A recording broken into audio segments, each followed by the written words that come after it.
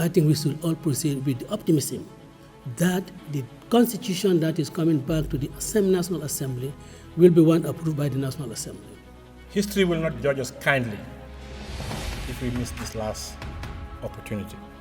If you look at the Muslim community today, our children are crying because they've been denied their fundamental human rights, that is to profess religion. If government gathers this by the end of June, let's move with it expeditiously to Parliament. Whatever changes that need to be made can and should be made within the parliamentary infrastructure.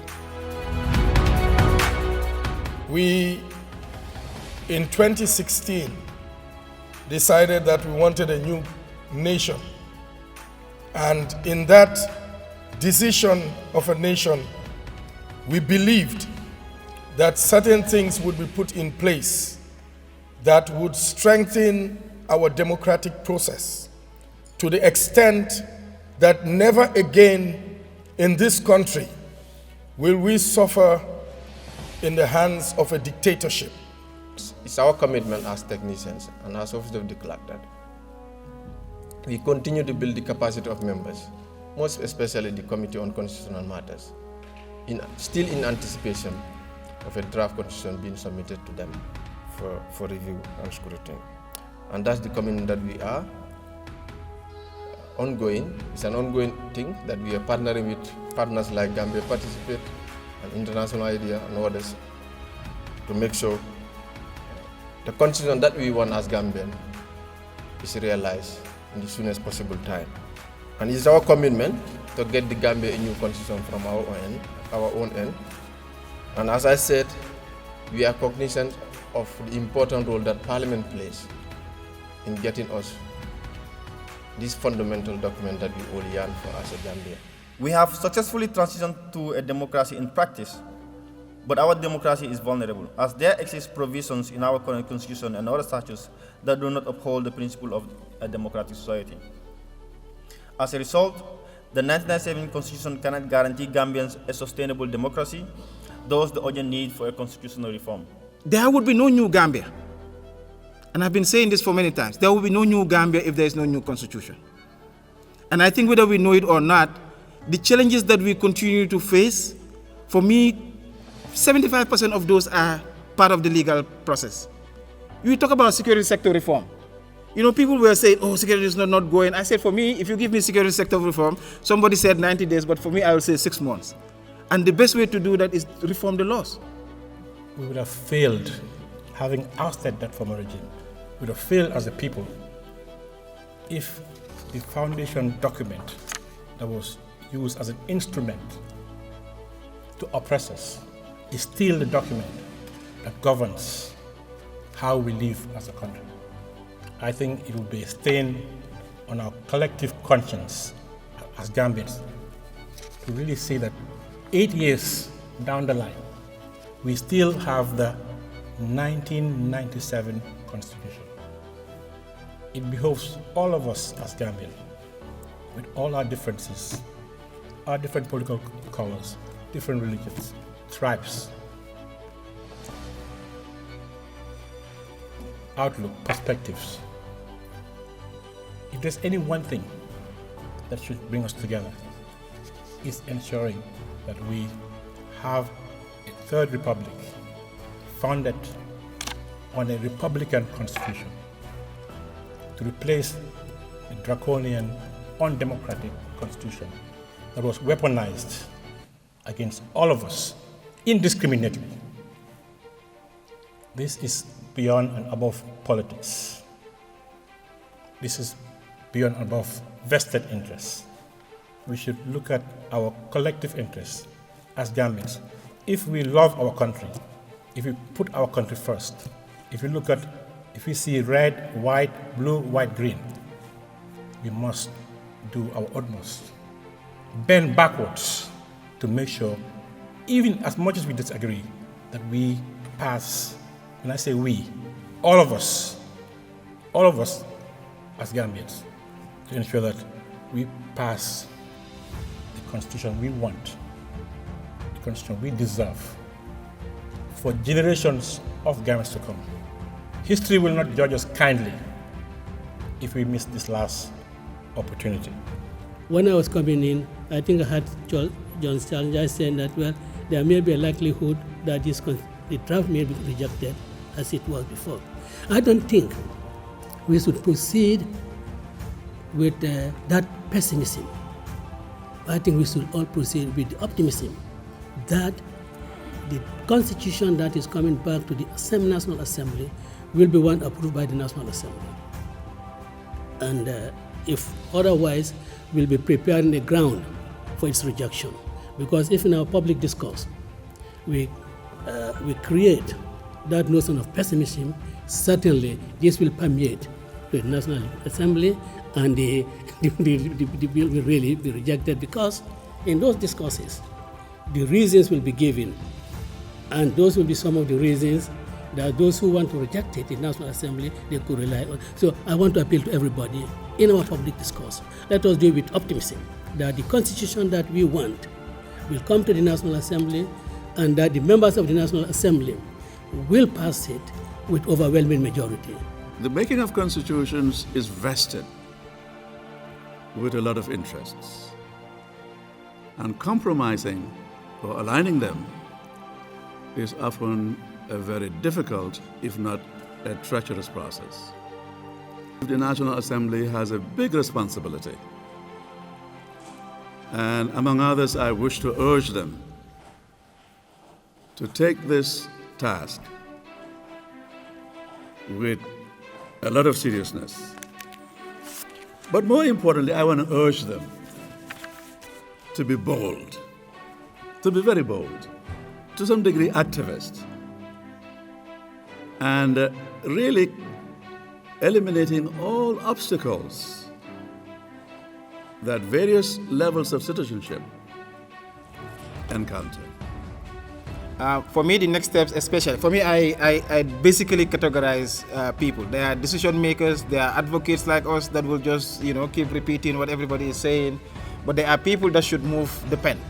And those that move the pen are those in parliament, those are the political parties. And for me, like Council Fati recommended, there needs to be that continuous engagement, especially through the IPC. For me, I think the IPC must also play a very important role in terms of bringing political parties together, especially when it comes to this constitutional question. We shouldn't want to find ourselves in a situation where when we go to referendum, we go to referendum not on the content of the document, but referendum on the political parties. And unless there are those changes that have been acquired through consensus, if there are divisions and it sails through parliament, then we'll go to a referendum, but that referendum will be without consensus, and it will be mainly maligned with politics. And we may find ourselves in exactly, although we'd have passed the hurdle from 2020, but fail again. And we don't want to find ourselves in that situation. So I think it is important to reach a compromise that doesn't dilute the integrity of the document. It's not about politics. It's not about what you want and what you don't want. It's not a bi-party. It is about the future of this country, and it's really bordering on embarrassing that we still cannot have a new constitution. We're still using the laws that were used to oppress us, laws that had so many problems, are still in force. The 1970 or 1965 constitutions was under the influence of the British and then the West. But then our people were able to make sure that they make big use of their ability and the opportunity available to pass it through. But then in our context today, the new Gambia, we can't call Gambia a new Gambia until and unless we change the directions of having a new constitution, which is going to protect our human rights, our human liberty, and our right to, live in this country in harmony. I think I want to first reiterate my position and also respectfully disagree with that Gambia is secular in nature. No, we are religious in nature. We are not secular in nature. Almost 100% Muslims, Christians, you call that country secular in nature. I do not agree with that term. And in Islam, we believe that kullu mawludu yulad ala al-fitra. Every newborn baby is born on natural disposition, and that is religion. So we are not secular in nature, but we are religious in nature. Now, coming back to the borrowed word, this is a borrowed word, it's not our word, we coin it. And if a borrowed word is trying to create a problem in our society that we did not know before, it wasn't there and there was no problem. And bringing that word is bringing a problem. I think the fundamental issue is to go away with that word, trying to coin our own word based on our values. I am not a lawyer, but I believe a good constitution must reflect the values of the people. And the values of majority of Gambians is religious. We are religious people. We believe in our religious scriptures. But as far as the council is cognizant of our circumstances, our nature as a multi-faith society, we deliberately gloss over certain interests that we would have pushed hard, but we confined ourselves to only 4 or 5 points. I think we have done enough to allow others to also practice their religion. And naturally, I do not want to use this word minority or majority, but definitely, if you look at the Muslim community today, our children are crying because they have been denied their fundamental human rights, that is to profess religion. But our argument and our advocacy is always to sensitize people to be able to live in harmony. But I believe definitely we are under more pressure. If you look at the entirety of this constitution, it's more detrimental to the core values of Islam in many aspects. But the council always want to compromise things that are compromisable in the core text of Islam. Whatever we do as far as Islamic Council is concerned, we do not do it out of our opinion or our caprices or our desire, but we always advance evidence from Kitab and Sunnah, and this is our position.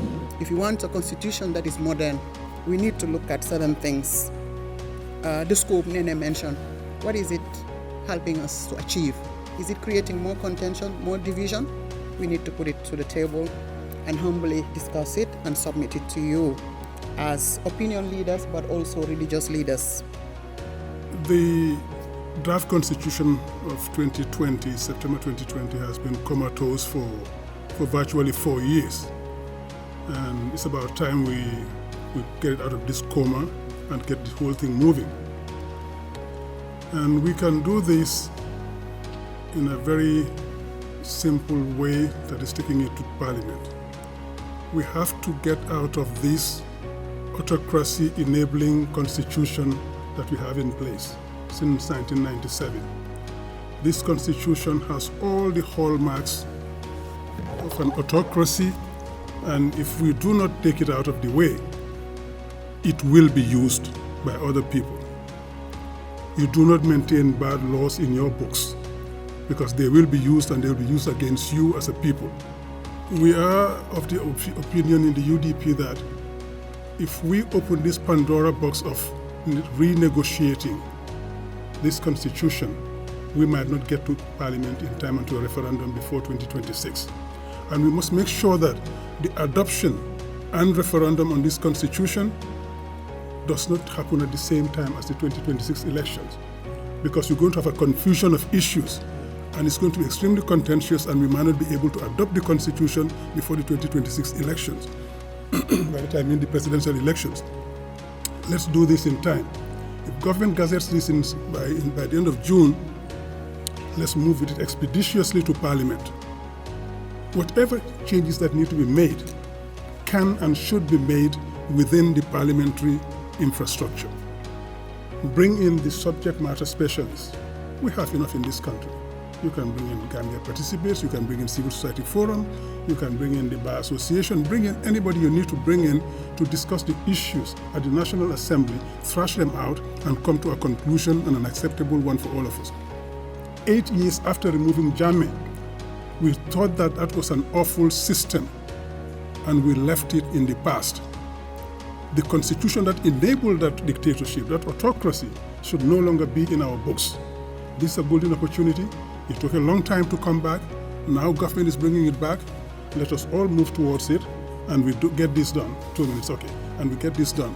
And we can do this if we have all the political parties in this country coming together and asking for this to happen. Because if we do that, we will meet the double threshold of 50% and 75%. If we don't, we will not meet that. But we can do that if we come together, because we should not personalize this debate. We should not personalize the issues. Let's go for a constitution that works for this country for the next 15, 20, 30, or 50 years. And if we do that, we come together, all the parties in this country, we shoot for this constitution, get it adopted. If there are any amendments or tweaking to be done, we'll do that subsequently. But it is an emergency to get this done and get it done before the 2026 elections.